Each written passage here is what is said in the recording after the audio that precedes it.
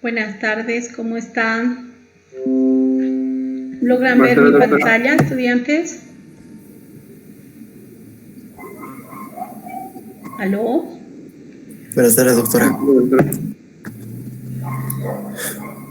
Hola, buenas tardes. ¿Están viendo mi pantalla? Sí, doctora, buenas tardes. Sí.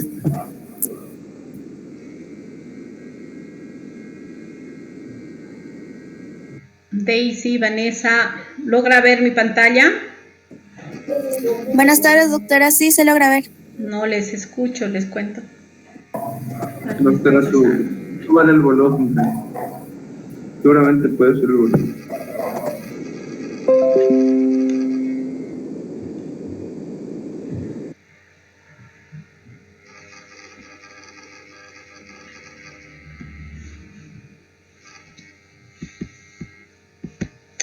Está inactivado mi micrófono, creo.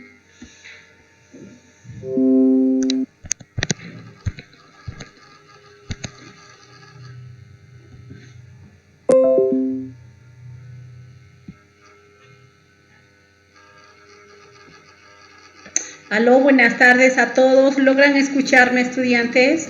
Sí, doctora. Hace rato estaba inactivo mi micrófono. ¿Y mi pantalla? ¿Están viendo? Sí, doctora. Ya. Sí, doctora. Vamos a continuar con nuestras clases hablando sobre cuál es el proceso metabólico que el organismo sigue cuando nosotros estamos en un estado de alimentación. Sabemos muy bien que cuando nos alimentamos al momento de comer, estamos haciendo ingestión de todo tipo de alimentos, ¿verdad? Los carbohidratos entran como monosacáridos a través del sistema porta, juntamente con los aminoácidos que provienen de la degradación de proteínas, ¿no? Y los lípidos a través de los kilomicrones, que son esas lipoproteínas que transportan estas moléculas lipídicas a nuestro organismo, pero esto se lleva a cabo a través de la vía linfática. Por tanto, al hígado, a través de la vena porta, ¿qué es lo que llega? Llega glucosa. Llega también otras hexosas, pero estas ingresan a la vía glucolítica, ¿no es cierto? Y sabemos muy bien que en esta situación el organismo, al incrementar los niveles de glucosa, lo que está haciendo es liberar insulina. Y es este proceso que permite que además del hígado, otros tejidos capten la molécula de glucosa y generen diferentes procesos metabólicos. Sabemos muy bien que si los niveles de glucosa están elevados en hígado, esto va a ir a almacenarse, ¿no es cierto? Y se almacena ¿en qué forma? En forma de glucógeno.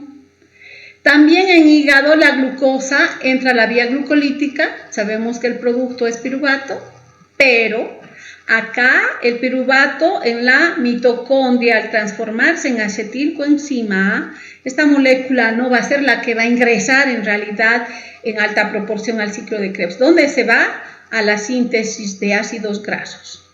Y el glicerol que se genera a partir de la vía glucolítica va a esterificar 3 ácidos grasos y ese proceso va a generar triglicéridos.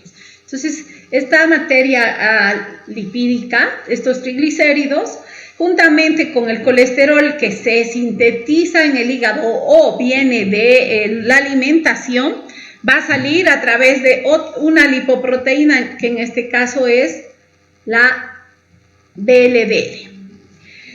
Ya dijimos que los lípidos, principalmente dentro de los kilomicrones, que son los que transportan los lípidos del intestino, van a incorporar en los kilomicrones, principalmente en el núcleo de estos, los triglicéridos, también el colesterol esterificado, y en la estructura de estas lipoproteínas hay una monocapa de fosfolípidos, por tanto también se transportan fosfolípidos, hay apoproteínas y hay colesterol libre. Entonces, estos kilomicrones que provenientes del intestino llegan a el tejido adiposo. Y ahí una lipoproteína lipasa va a degradar esos componentes triglicerídicos que tiene y que produce, libera ácidos grasos. ¿Ya? Y estos ácidos grasos esterificados con el glicerol van a ser almacenados como triglicéridos en este tejido adiposo. Entonces, estamos viendo que no solamente son los carbohidratos que se transforman en grasas que van a ser almacenadas, sino también esa materia lipídica que proviene de la alimentación. Y bien sabemos que tanto en tejido adiposo como en el músculo esquelético, la insulina está activando a los GLUT4, esos transportadores de glucosa. Por tanto, glucosa al ingresar en el tejido adiposo va a entrar a la vía glucolítica, produce glicerol, genera piruvato, ya sabemos, como producto final, y al ingresar a la mitocondria se transforma en acetilcoenzima, para ir a generar la producción de ácidos grasos libres. Y estos ácidos grasos esterificados al glicerol están generando los triglicéridos. Entonces, estos triglicéridos provienen de dos fuentes, de la dieta y vienen también de la glucosa. Cuando nosotros consumimos mucho carbohidrato, el exceso se va a ir a almacenar en el tejido adiposo como triglicéridos. Esa glucosa va a otros tejidos.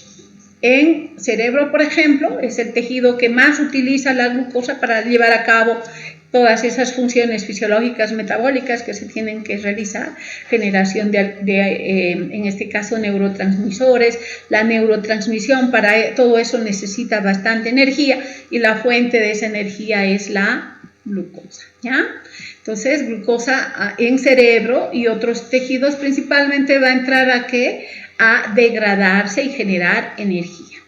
¿Qué pasa en el músculo? De igual manera, la insulina va a permitir el ingreso cuando los niveles de glucosa están elevados. Esta molécula no solamente va a entrar a tejido adiposo, sino también a nivel muscular a través de los GLUT4. E insulina no solo activa los GLUT4, sino también los transportadores de aminoácidos, ¿no? Entonces, a nivel de glucosa, lo que se está generando es entrar a la vía glucolítica, producir acetilcoenzima, y en músculo, principalmente cuando está en ejercicio, esta molécula va a ir a generar más energía ingresando al ciclo de Krebs. Pero si hay bastante glucosa y el músculo no necesita mucha energía, esta molécula va a ir a almacenarse como glucógeno. Entonces, hemos indicado que la glucosa puede disminuir esos niveles ingresando a estos dos tejidos y transformándose en glucosa, o generar también, como es el caso de tejido adiposo, la síntesis de ácidos grasos y convertirse en triglicéridos. Y a nivel de aminoácidos, estos necesitamos ¿para qué? A nivel muscular, para que a partir de estos se sinteticen las proteínas. Entonces, ya hemos explicado esto. La insulina es una hormona anabólica, principalmente que está estimulando aquí, haciendo un resumen, la síntesis de glucógeno, la síntesis de ácidos grasos triglicéridos, está estimulando la síntesis de proteínas, y la única vía que tal vez catabólica estimula en este caso la insulina es la vía glucolítica, ¿no? Y todos estos procesos con la finalidad principalmente de disminuir los niveles de glucosa en sangre. Entonces, eso es lo que sucede a nivel del metabolismo en el estado de alimentación y todas esas acciones que lleva a cabo la insulina. ¿Qué es lo que sucede en nuestro organismo cuando nosotros estamos en un estado de ayunas, es decir, en un estado post-absortivo? En este caso, los niveles de glucosa se agotan porque sabemos muy bien que la alimentación está aportando esos carbohidratos, como mencionamos anteriormente, pero cuando estamos en ayuno prolongado, pues la glucosa baja. ¿Y eso qué genera? La hipoglicemia, ¿no? Entonces, inmediatamente a nivel de páncreas, ¿qué es lo que hace páncreas? Secreta glucagón, incrementa la secreción de esta molécula, y en hígado glucagón se une a su receptor y sabemos muy bien que activa la cascada de este segundo mensajero que es el AMP cíclico, y este va a ir a activar a la proteína quinasa A, es decir, esa proteína dependiente de AMP cíclico, que como resultado va a tener muchas proteínas blanco y su efecto es ir a fosforilar proteínas. Entonces, esta enzima hace procesos de fosforilación en varias proteínas Y estos efectos, ya sabemos, en algunos casos pueden activar a estas enzimas o pueden ir a inhibir. ¿Y qué es lo que hace a nivel de si fosforila la fosforilasa? Ya sabemos que esta fosforilasa glucogénica, ¿qué hace a nivel de hígado? Estimula la degradación del glucógeno, la glucogenólisis.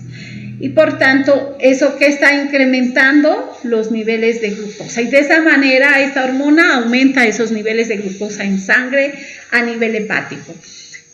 Sabemos muy bien que la vía de la glucogenólisis sí está activa, la vía de la síntesis está inactiva. Entonces, esta enzimita que regula este proceso de la biosíntesis del glucógeno, que es la glucogenosintasa, al estar fosforilada va a estar inactiva y por tanto, ¿qué se está inactivando? O disminuye, si quieren, la síntesis de glucógeno, ¿no? También puede fosforilar otras enzimas, en este caso la fosfofructoquinasa 2. Esta enzima aumenta los niveles de fructosa 2,6 bifosfato, como ya hemos explicado, y pues esta enzima al estar fosforilada más bien está inactiva.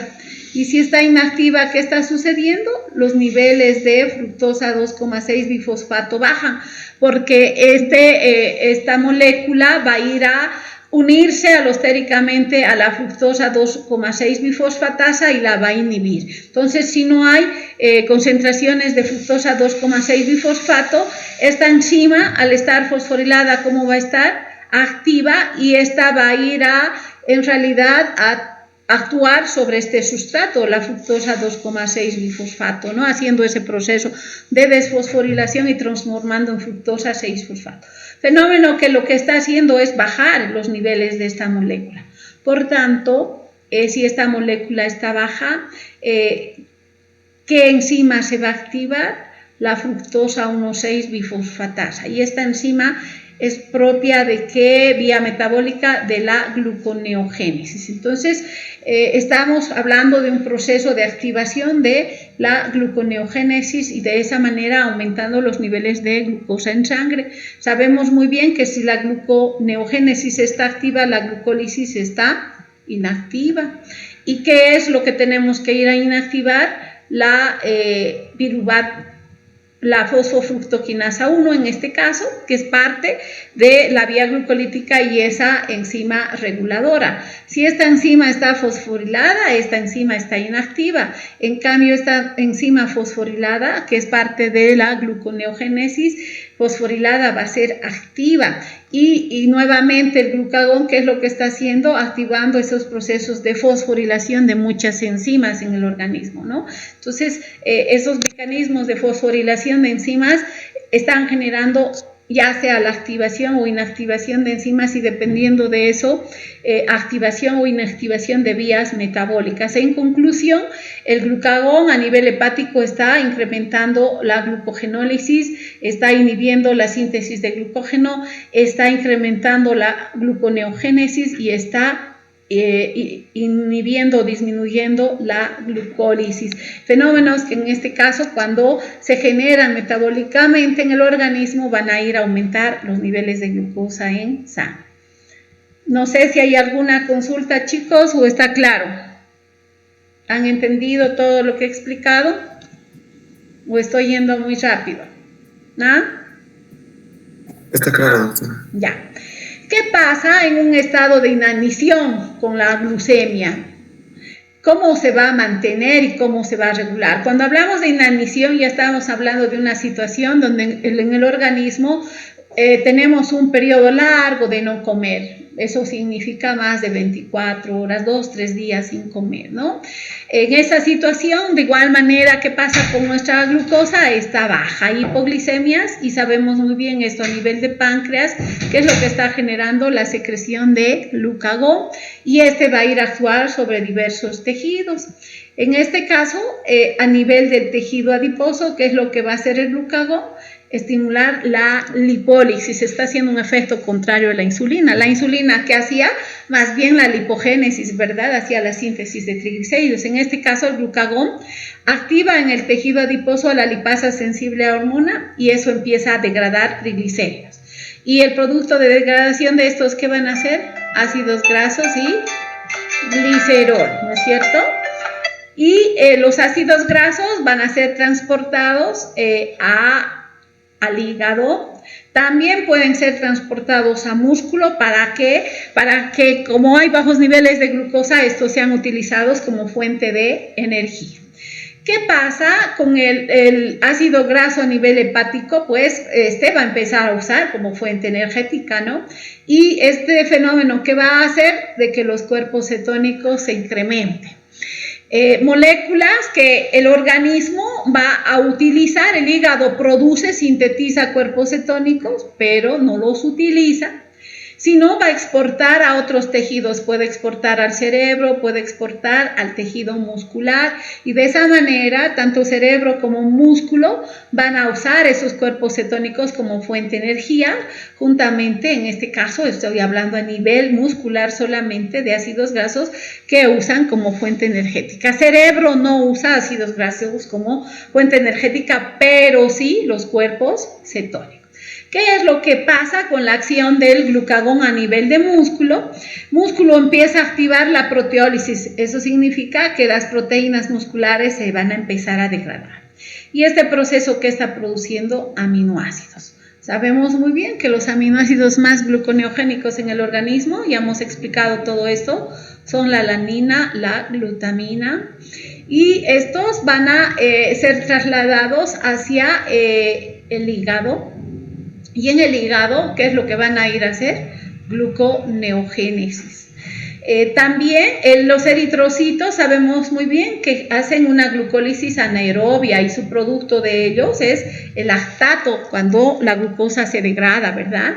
Y este lactato va a ser transportado al hígado nuevamente para hacer que proceso la gluconeogénesis. De igual manera, el glicerol que ha sido generado del tejido adiposo de la degradación de los triglicéridos va a ir a hacer gluconeogénesis. Y el hígado va a empezar a degradar proteínas generando aminoácidos y estos aminoácidos gluconeogénicos van a ir a producir glucosa. Entonces, el proceso metabólico que el organismo está haciendo en estas situaciones es de hacer más bien movilizar los sustratos almacenados para liberar glucosa o producir glucosa en el caso de la gluconeogénesis o liberar sustratos energéticos como son los ácidos grasos y a partir de proteínas también sintetizar glucosa. Repito, los aminoácidos cuando se degradan y son utilizados también en esta situación como fuente energética en el ciclo de Krebs, pues van a ir a producir cuerpos cetónicos. Entonces, dos fuentes que en inanición genera la producción de cuerpos cetónicos, la degradación de aminoácidos cetogénicos y la degradación en elevada cantidad de ácidos grasos. ¿Qué es lo que pasa cuando estamos en inanición para que en este caso se también actúe otra hormona que es la noradrenalina? Se libera también adrenalina a nivel de las suprarrenales y esto va a ir a actuar principalmente a nivel del tejido adiposo. Tejido adiposo tiene receptores tanto para glucagón como para la noradrenalina y la adrenalina también. Y esta hormona al producirse va a ir a generar la degradación de triglicéridos en el tejido adiposo, pero uniéndose a su receptor alfa-2 activa a la fosfodiesterasa, una enzima que degrada el AMP cíclico. No olvidemos que el glucagón, la adrenalina en estas reacciones están activando esos procesos, como anteriormente ya dije, vía AMP cíclico. Y la adrenalina cuando se une al receptor alfa-2 lo que hace es bajar la concentración de AMP cíclico, porque la fosfodiesterasa lo que va a hacer es destruir el AMP cíclico, transformar en AMP lineal. Entonces, este segundo mensajero disminuye en su concentración y se transforma en AMP. Y este fenómeno a nivel de las células beta pancreáticas, ¿qué es lo que va a ir a hacer? Disminuir la secreción de insulina por las células beta. Por tanto, este mecanismo va a bajar los niveles de insulina y más bien al contrario va a incrementar la liberación del glucagón, haciendo de que entonces, como dije anteriormente, en tejido adiposo se degraden los depósitos y eso genere ácidos grasos. Y estos ácidos grasos pues vayan a diferentes tejidos a ser utilizados como fuente energética. ¿Hay alguna pregunta acá, chicos? ¿Todo está claro? ¿Qué es lo que ocurre durante el estrés? Durante el estrés, ¿qué es lo que liberamos nosotros? Esta hormona del estrés agudo, que es la adrenalina, y también liberamos el glucagón. E inclusive si estamos en un estrés crónico, ¿qué estamos liberando? El cortisol. Estas hormonas antiestrés generalmente van a ser liberadas en un estado de estrés en el organismo. ¿Qué situaciones pueden producir estrés? Infecciones virales, bacterianas. El COVID, por ejemplo, genera un estrés, inclusive llega a ser un estrés en el organismo, ¿no es cierto? El estrés oxidativo que va a ir a generar muchos daños, eso ya hemos hablado en el capítulo de estrés oxidativo. Las cirugías, las quemaduras, los traumatismos generan estrés. El tener la pérdida de un ser humano en nuestros hogares de la misma manera, eso genera una serie de procesos, ¿no es cierto?, de estrés que en muchos casos inclusive no podemos controlar, ¿no? Entonces, de igual manera, estamos liberando en estas situaciones, ¿qué cosa? Estas hormonas, glucagón, adrenalina, y el mecanismo va a ser parecido al que ya hemos explicado, ¿no? En situaciones de estrés, en hígado, ¿qué estamos yendo a hacer? A liberar estas hormonas, pues degradar el glucógeno, degradar las proteínas, a generar aminoácidos, y estos van a ir a generar glucosa, ¿no? Entonces, degradar los triglicéridos, como ya hemos mencionado, y estos van a ir a producir glicerol, y en conjunto, en el estado de estrés, se produce la hiperglucemia. ¿Por qué la hiperglucemia? Porque todos estos procesos están a través de esa vía de la gluconeogénesis elevando los niveles de glucosa, y de esa manera sabemos muy bien que el hígado libera esa glucosa a la circulación y como efecto en este proceso va a haber hiperglucemias, entonces aumento de los niveles de glucosa en sangre. También el sistema nervioso simpático incrementa su actividad precisamente porque es a través de este sistema que nuestro organismo está yendo a secretar la adrenalina y la noradrenalina, que van a ser esos mecanismos que acabamos de mencionar. Y por tanto el anabolismo va a disminuir, eso significa que todo lo que hacía la insulina no se va a llevar a cabo, es decir, la síntesis de glucógeno, la lipogénesis, la síntesis de proteínas, más al contrario, estas hormonas que están activando el catabolismo, es decir, la degradación del glucógeno, la glucogenólisis, la degradación de triglicéridos, la lipólisis, la degradación de proteínas, la proteólisis y la gluconeogénesis. ¿Por qué proteólisis, lipólisis? Ya hemos visto, proteólisis, los aminoácidos van a ir a generar esos sustratos gluconeogénicos, activar este proceso de gluconeogénesis. La lipólisis que está produciendo glicerol y eso está yendo a activar en este caso este proceso de gluconeogénesis, mecanismo por el cual entonces se elevan los niveles de glucosa en sangre.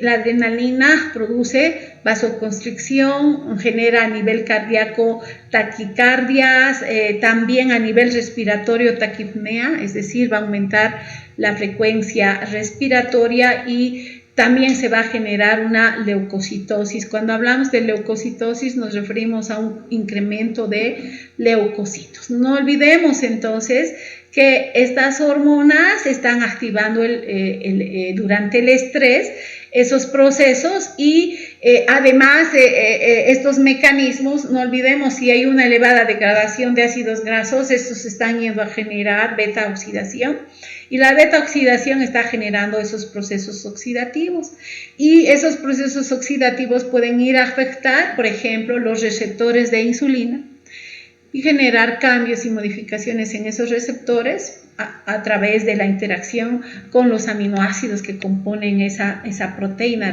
en este caso receptor, ¿no?, de insulina. Y si el receptor de insulina sufre esos cambios, su estructura va a generar resistencia. ¿Qué significa?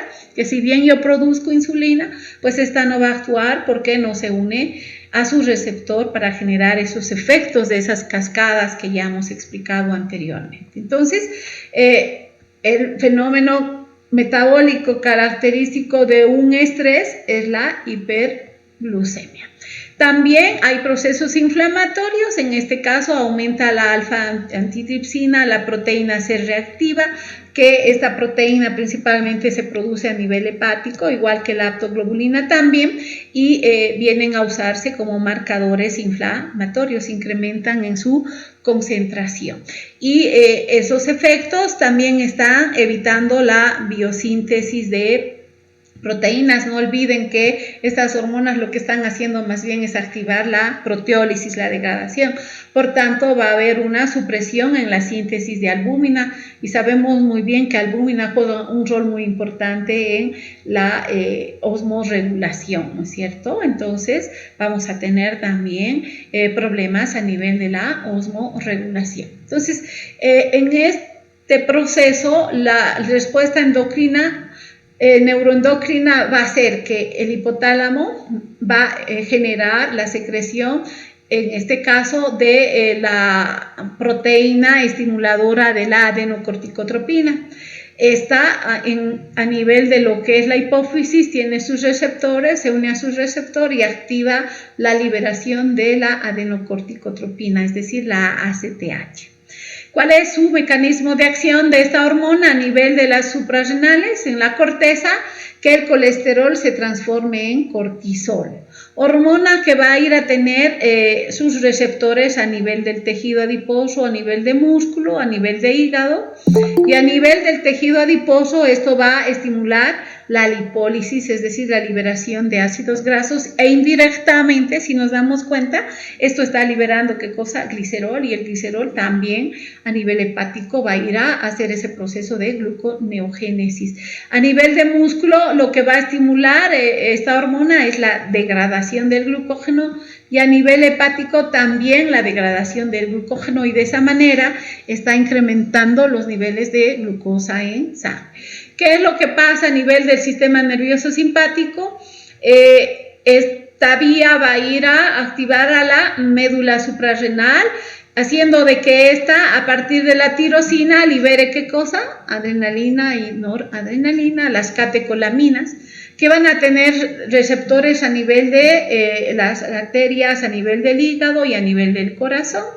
Y dependiendo a qué tipo de receptor estás, porque sabemos muy bien que tienen 3 tipos de receptores, ¿no? Alfa 1, alfa 2, beta 1, beta 2, beta 3. Y si es beta, pues sabemos muy bien que beta activa vía AMP cíclico. Entonces, si es alfa 1, activa la fosfolipasa C, eso produce IP3 diacilglicerol y activa esa cascada de incrementación del calcio. Por tanto, va a haber una mayor contracción cardíaca y esto estimula la frecuencia cardíaca, ¿no? Esto es cierto, dos fenómenos que a la adrenalina a través de sus receptores beta aumenta el AMP cíclico, a través de sus receptores alfa 1 el calcio, y estos dos fenómenos van a participar en ese proceso de incrementar la contracción cardíaca, produciendo el incremento de la frecuencia cardíaca. Y a nivel de lo que es el hígado, ya hemos explicado esto principalmente, que va a ir a activar la degradación del glucógeno. Y a nivel de las arteriolas, estas que generan, reducen el flujo sanguíneo. Y esos serían los mecanismos hormonales que al mismo tiempo están regulando el metabolismo. ¿Qué es lo que pasa con el alcohol y la gluconeogénesis? Cuando se consume alcohol y principalmente estamos en ayuno, esto genera hipoglicemia. ¿Por qué? ¿Por qué se está generando la hipoglicemia? Porque hay inhibición de la gluconeogénesis.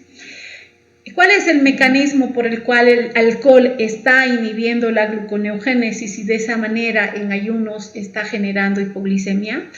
es que sabemos muy bien el etanol se degrada a nivel hepático a través del alcohol deshidrogenasa.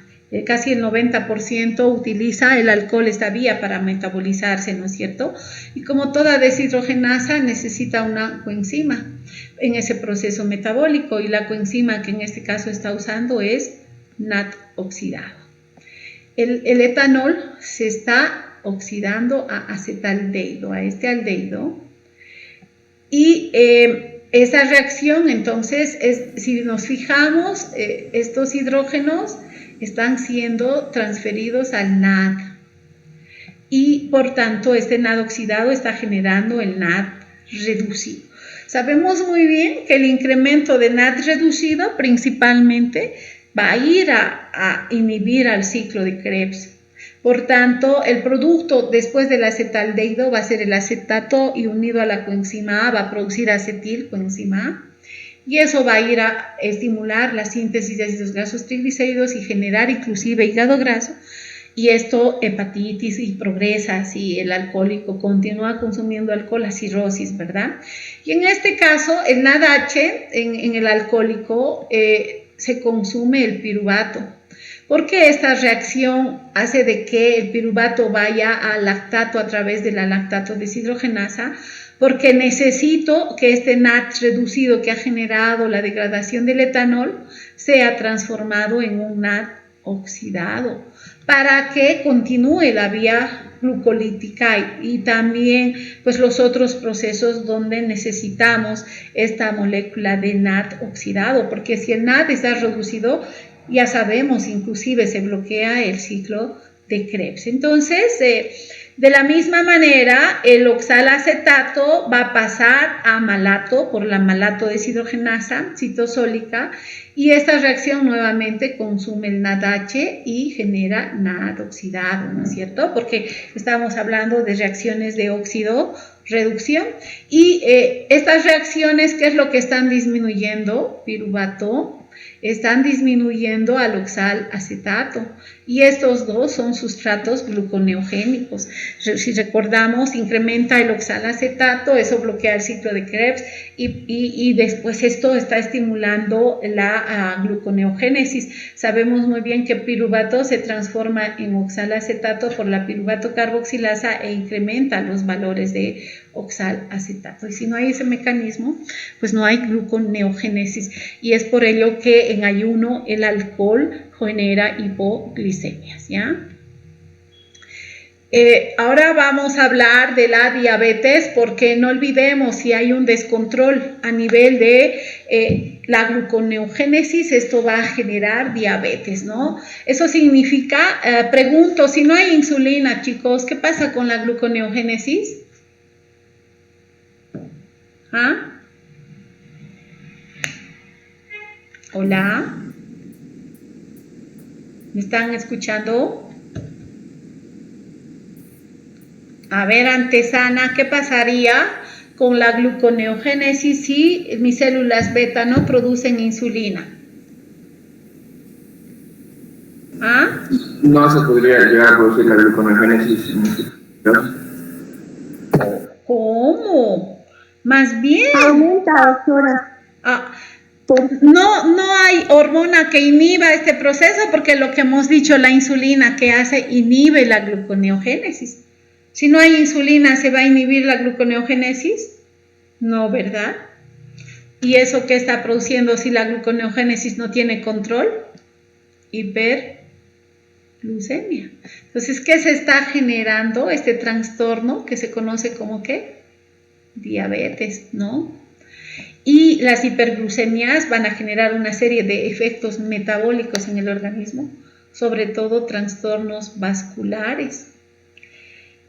Precisamente, ¿por qué? Porque no hay secreción de insulina en el páncreas, o se está produciendo en menor proporción, y eso es principalmente tipo 1, no hay producción de insulina por las células beta pancreáticas, O la T tipo 2 es por defectos en este caso en el receptor de la insulinoresistencia que genera en esta patología. Y a inicio inclusive hay hiperinsulinismo, pero no ejerce su efecto porque el receptor no está funcionando bien. Entonces es por eso que decimos que disminuye la acción de la insulina o no hay secreción de insulina, y si hay estos dos fenómenos se produce la diabetes mellitus, ¿verdad?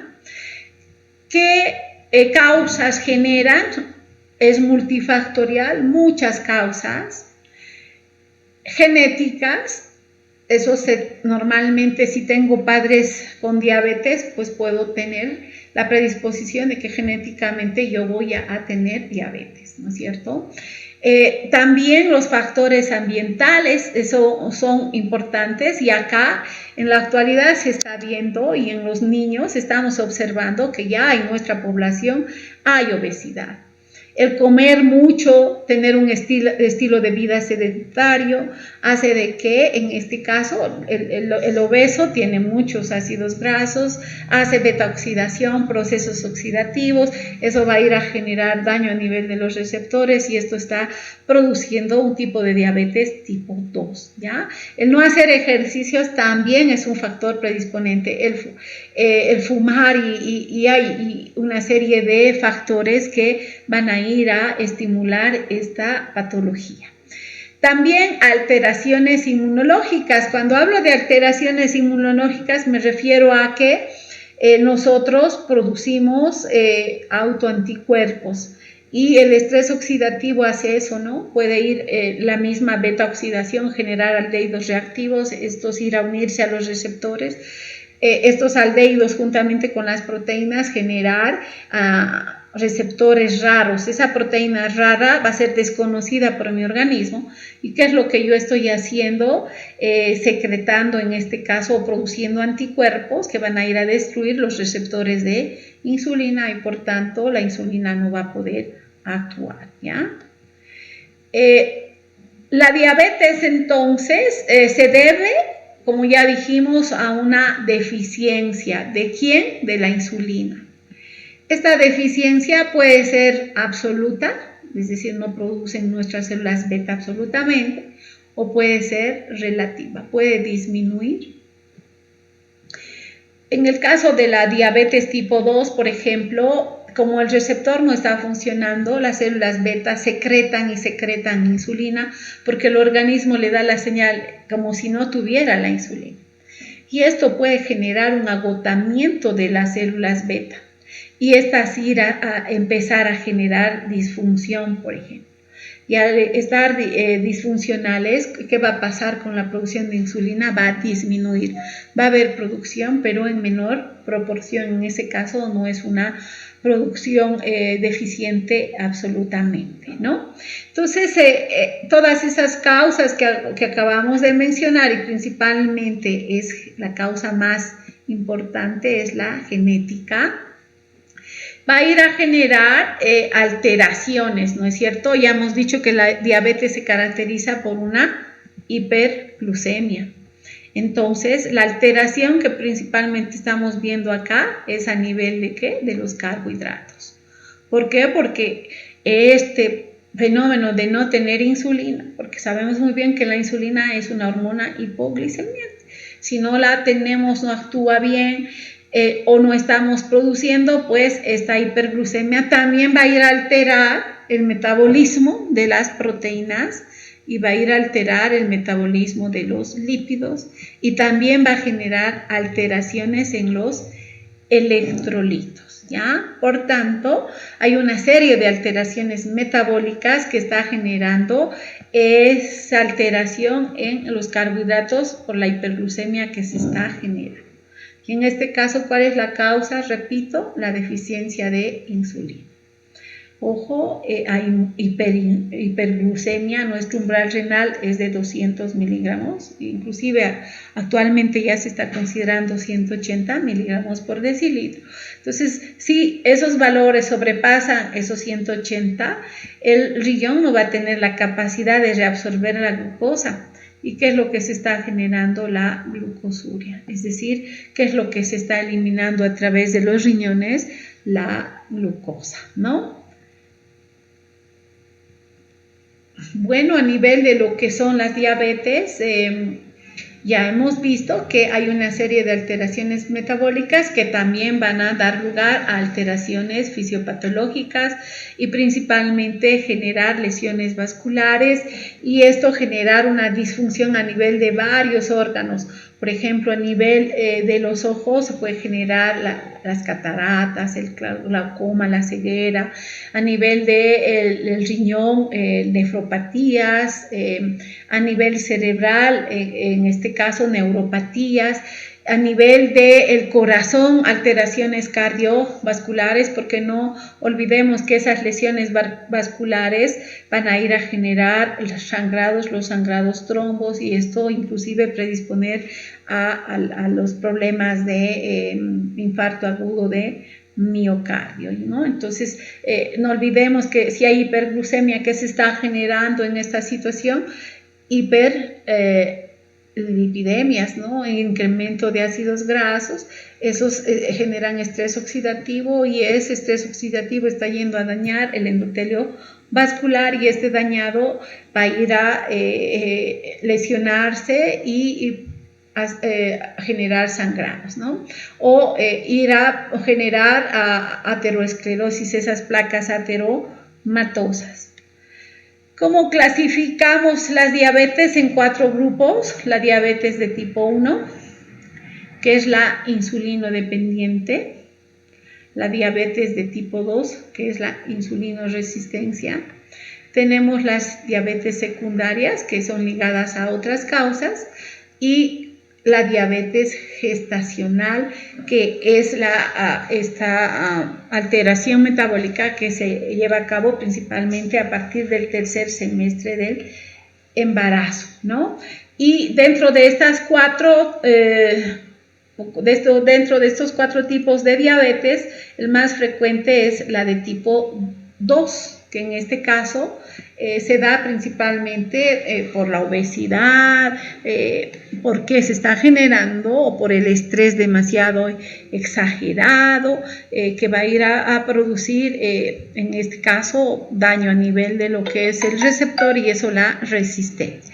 El resto de las diabetes son mínimas y un 5 a 10% de la población de las diabetes corresponden a la diabetes del tipo 1. Entonces, la tipo 1 y la tipo 2 son diabetes primarias y las otras vendrían a ser las diabetes secundarias, ¿ya? Vamos a hablar principalmente de estas dos, las más frecuentes, la diabetes tipo 1 y la diabetes tipo 2. Estas diabetes mellitus, en el caso de la diabetes tipo 1, es propia de la infancia, se presenta en la infancia o en la adolescencia. Sabemos muy bien que la insulina tiene un rol muy importante a nivel de las células, se une a su receptor que activa los GLUT4 y hace que la glucosa ingrese al organismo.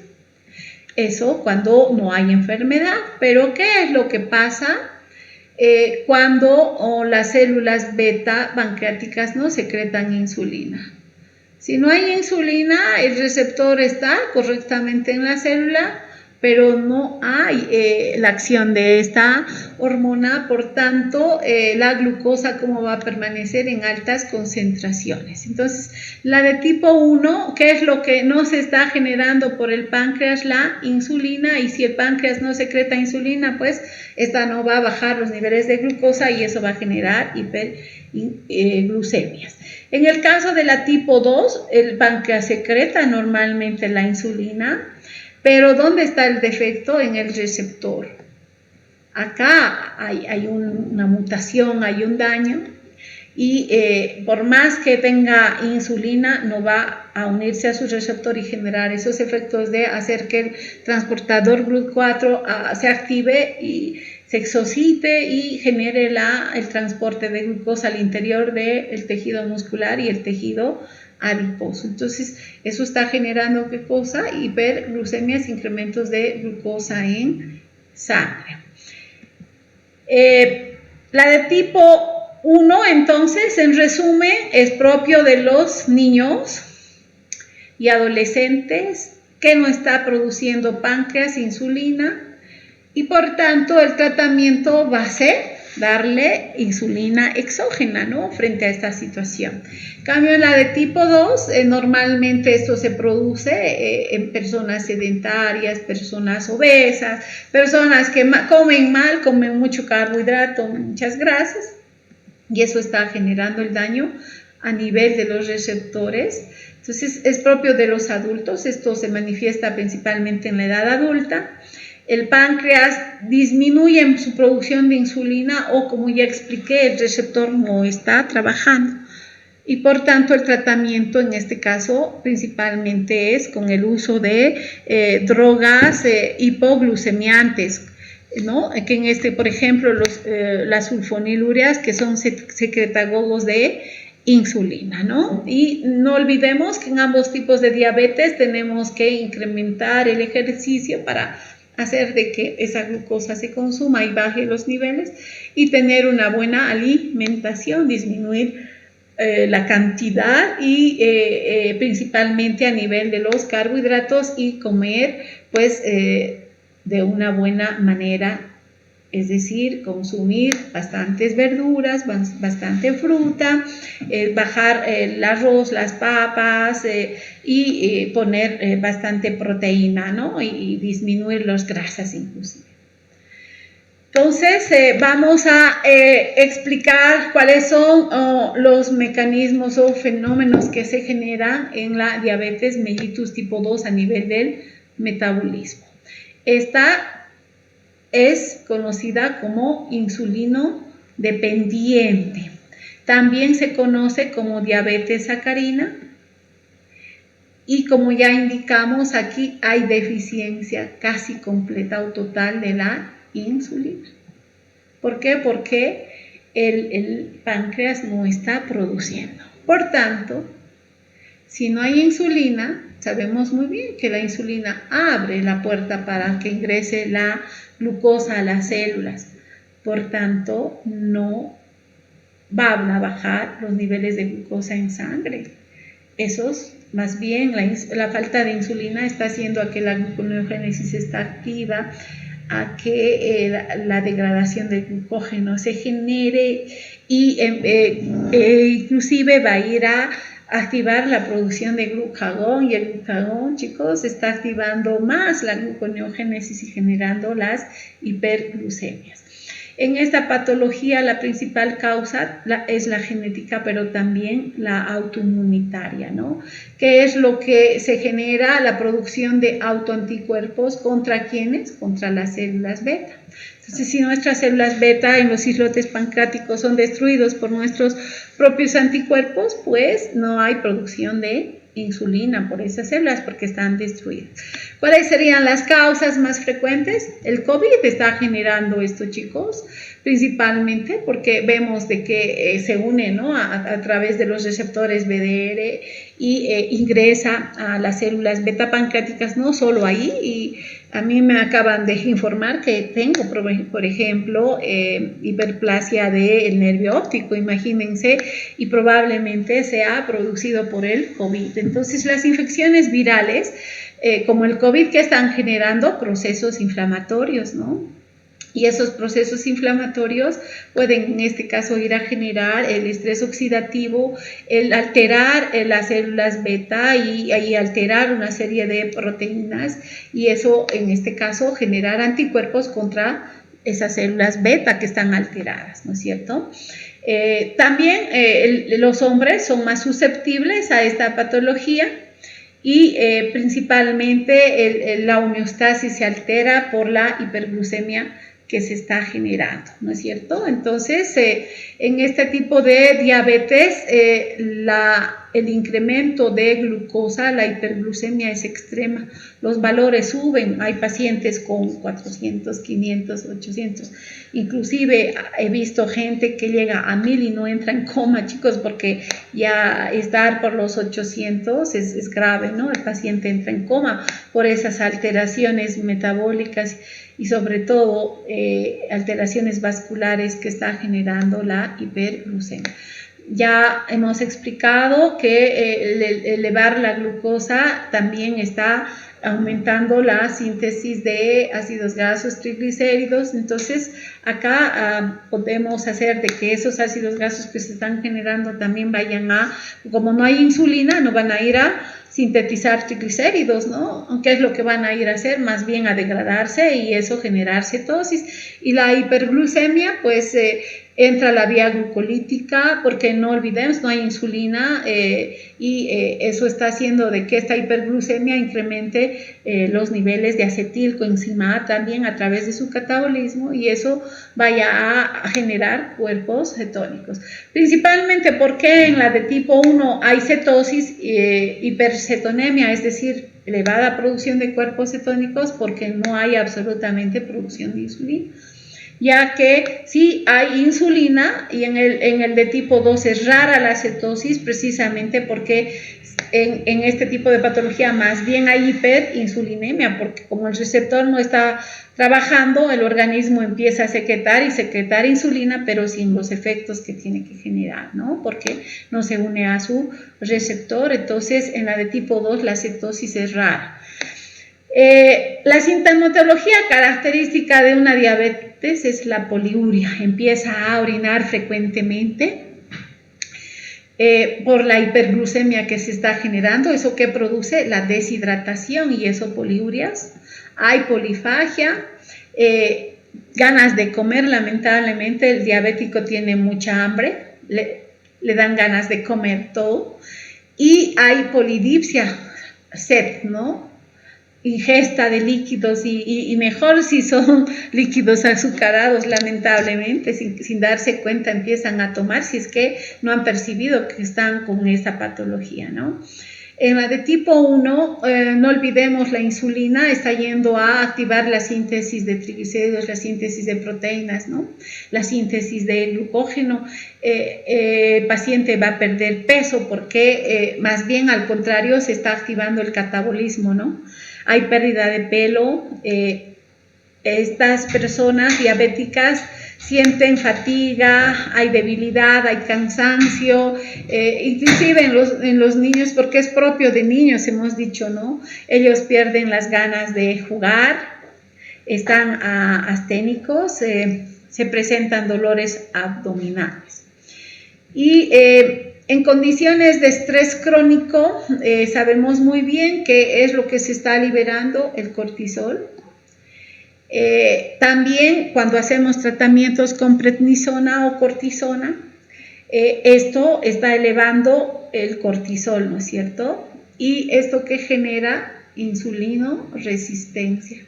Es decir, esa cascada de señalización a nivel del receptor de insulina no está bien y por tanto se va a generar este tipo de diabetes, que en este caso estamos hablando de la diabetes tipo 2.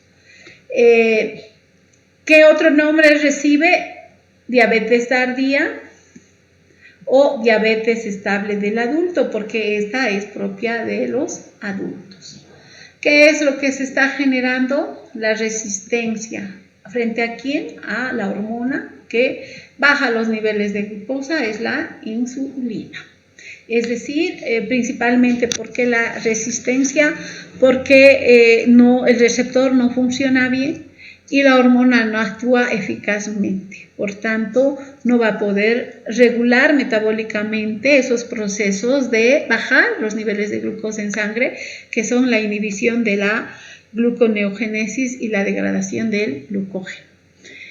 Y como bien ya dije, esta patología también altera los procesos metabólicos y en este caso Como hay mucha insulina, más bien hay hiperinsulinemia al inicio en esta patología, porque como el receptor no está actuando, pues va a ir a hacer de que entonces la excesiva producción de insulina vaya a estimular la síntesis de ácidos grasos triglicéridos.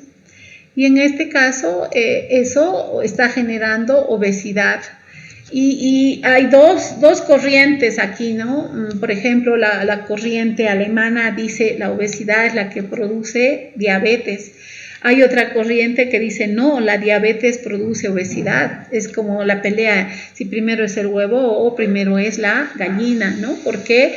Porque acá la que apoya que la obesidad está produciendo diabetes se basa en el hecho de que en los gorditos los ácidos grasos van a generar deterioro a través del proceso oxidativo que están generando en las células beta. Por tanto, estas se vuelven disfuncionales, bajan en su funcionamiento.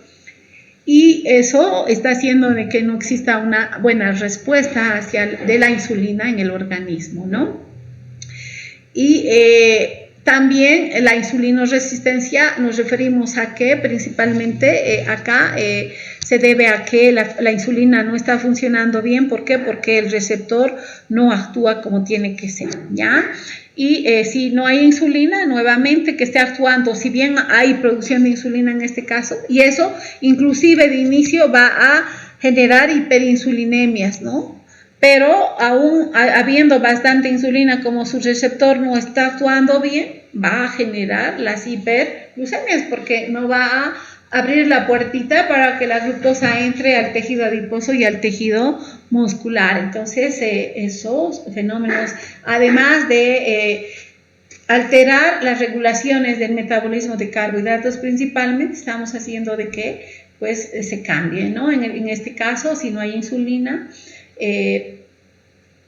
hay insulina, diré, bastante cantidad, pero va a ir a activar la síntesis de ácidos grasos triglicéridos, por tanto el paciente aumenta de peso, no va a haber inhibición de la gluconeogénesis, esto está produciendo más glucosa, cetosis, en este caso no hay cetosis porque hay hiperinsulinemia, luego va a ir a generar gluconeogénesis descontrolada, ¿no?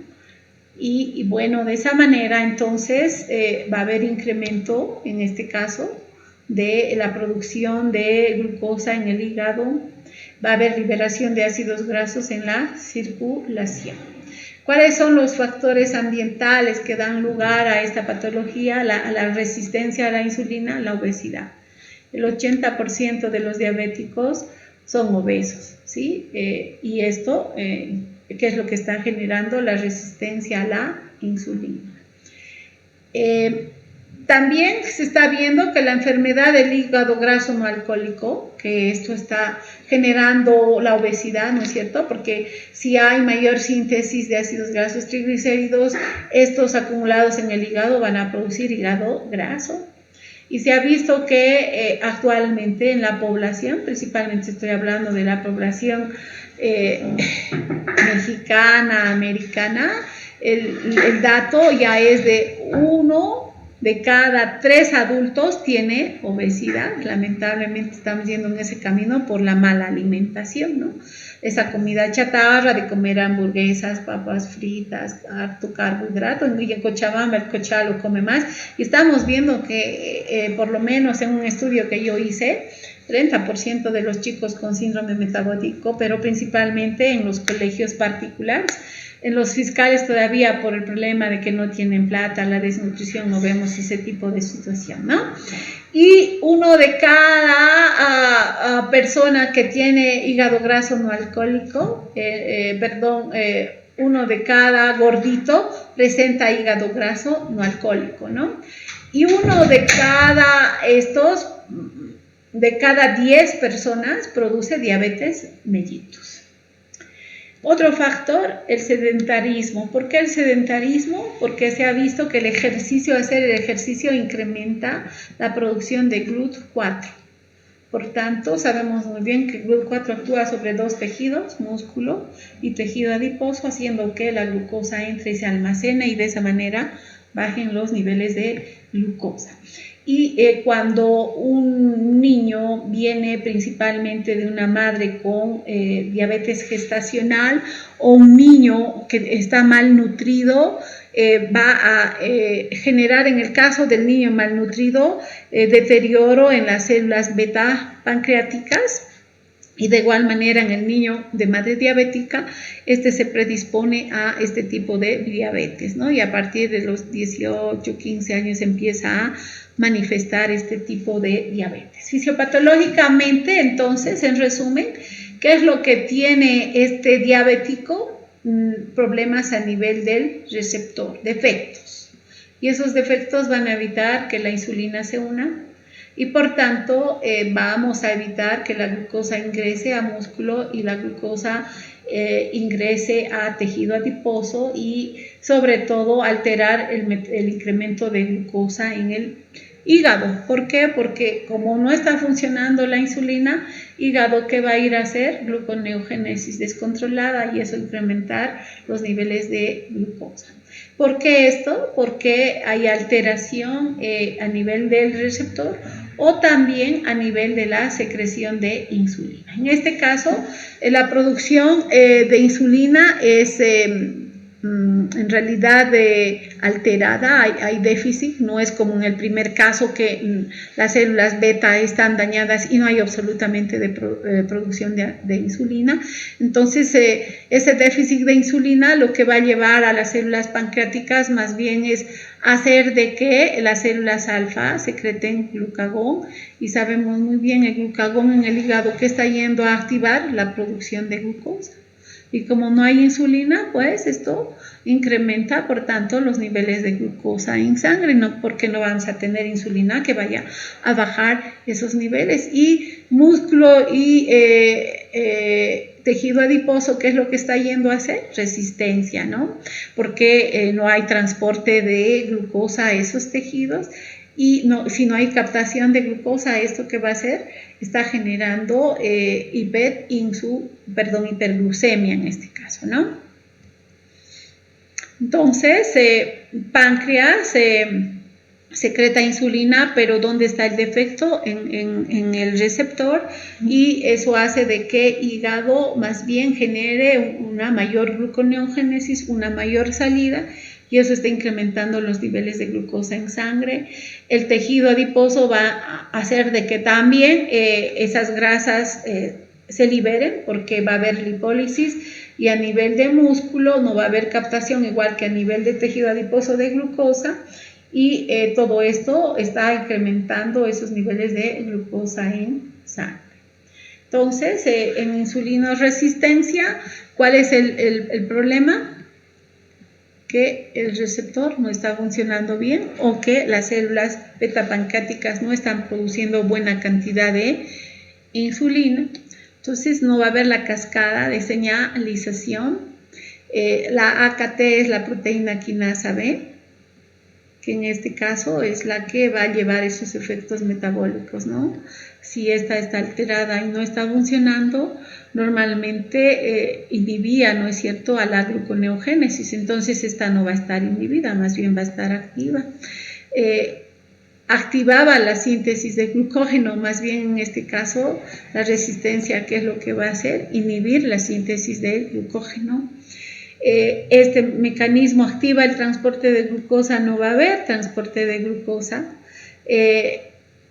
y por tanto sabemos muy bien que esta más bien va a ir a activar la lipólisis en vez de esta señalización, en vez de activar la lipogénesis como tenía que ser.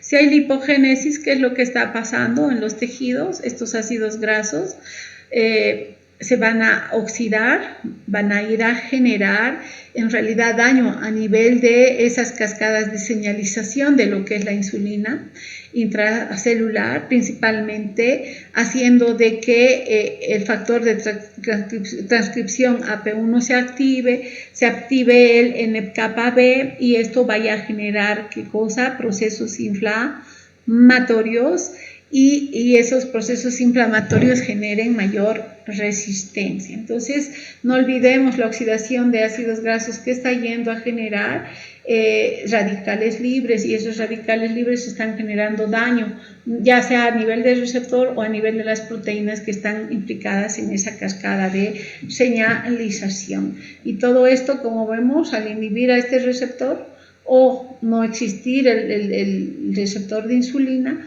pues estamos en una situación inversa a lo que la insulina genera, ¿no? Entonces, la hiperinsulinemia, que es lo que, como ya dijimos en resumen, está haciendo, inhibir la gluconeogénesis. Si no hay inhibición de gluconeogénesis, ¿qué está generando?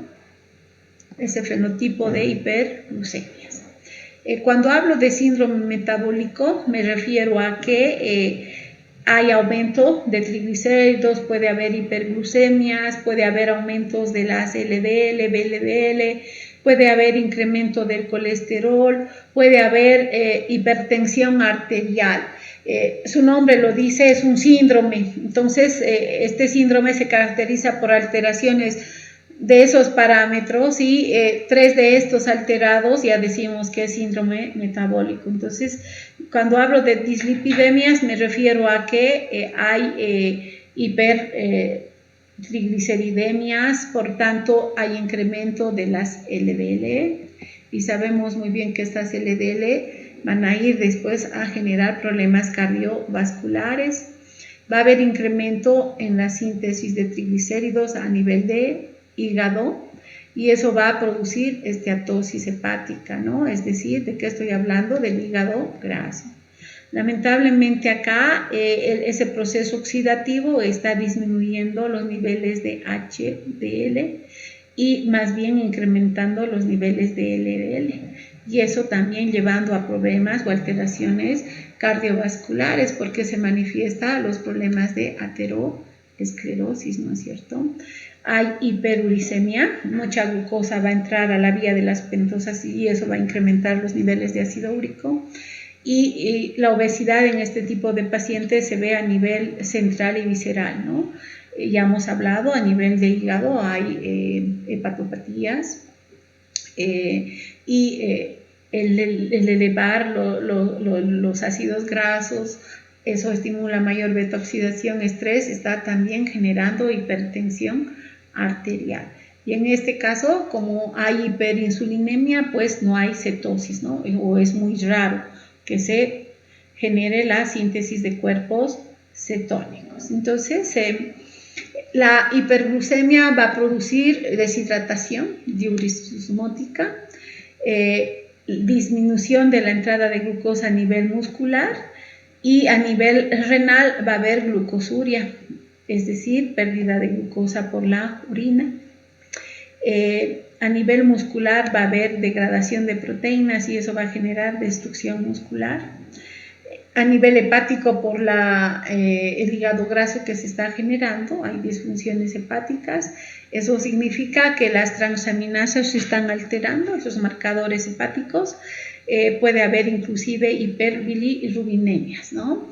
Hay predisposición a las infecciones, principalmente a nivel de piel, a nivel de la vagina. A nivel de vagina puede haber en este tipo de enfermedad infecciones por bacterias, infecciones por virus, infecciones por hongos. Entonces se presentan las micosis, ¿no? A nivel de vagina, a nivel de piel también, sobre todo hablando de la candidiasis en este caso, ¿no? Y algo malo que también ocurre es la cicatrización lenta de heridas y generalmente estamos hablando acá del pie diabético, ¿no? En los hombres produce impotencia sexual y principalmente a nivel de las mujeres va a haber hirsutismo. Cuando digo hirsutismo es la crecida de vello a nivel de la cara, hay acné, hay en este caso alteraciones a nivel de lo que es la menstruación. Y algo característico que se ve en los diabéticos que empiezan en edad temprana, el ovario poliquístico, ¿no? El síndrome de ovario poliquístico. Y voy a terminar indicando diabetes secundaria, sí, diabetes gestacional, porque todavía nos falta, chicos, y debo terminar después del receso mis clases, entonces necesito avanzar un poquito, ¿no? Cuando hablo de las diabetes secundarias, principalmente estas están ligadas a enfermedades pancreáticas. Por ejemplo, las pancreatitis, tanto agudas como crónicas, una fibrosis quística a ese nivel puede llevar a generar este tipo de diabetes. O también endocrinopatías, el síndrome de Cushing. En el síndrome de Cushing, que se está produciendo una hipersecreción de cortisol, y ya sabemos cortisol que activa la gluconeogénesis y el incremento de glucosa, la hormona de crecimiento en el caso de la acromegalia, y de igual manera esto está yendo a generar hiperglucemias, ¿no? En el hipertiroidismo también. Puede existir a nivel genético en este tipo de diabetes secundaria una mutación en el gen que codifica para la insulina o mutación en el gen que codifica para el receptor. O ciertos fármacos tóxicos pueden también producir diabetes secundaria, como hemos dicho, los glucocorticoides, ¿no? El tratamiento en el COVID por mucho tiempo con glucocorticoides puede llevar también a generar diabetes, ¿no? Entonces hay una serie de fármacos que pueden generar diabetes secundaria.